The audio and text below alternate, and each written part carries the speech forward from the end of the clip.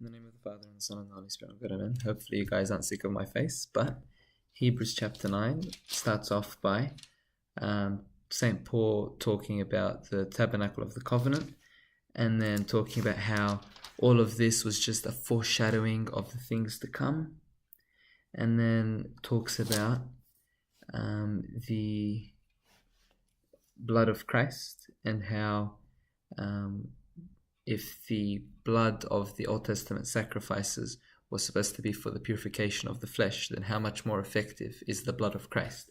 Also talks about, again touches on the fact that the high priest enters into the Holy of Holies just once a year on a day called the Day of Atonement, and he offers the sacrifice. He enters with the blood of the animal, offering it for his own sins and for the sins of the people.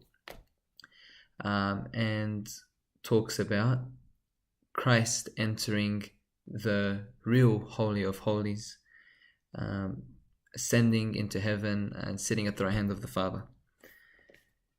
And that's essentially what chapter 9 is talking about. I'll just share with you guys a quick contemplation. And if you guys read in the first few verses of chapter 9, there is the sanctuary, and then there's another veil. So there's the first veil, and then in there you have the sanctuary, and that's where you have the lampstand and the table and the showbread. And then after that you have an inner veil, a second veil, and that after that second veil was the Holy of Holies, and no one could enter that except for the high priest. So the normal priests would enter the sanctuary, which was the holy, on a daily basis, but the Holy of Holies was only entered by the high priest.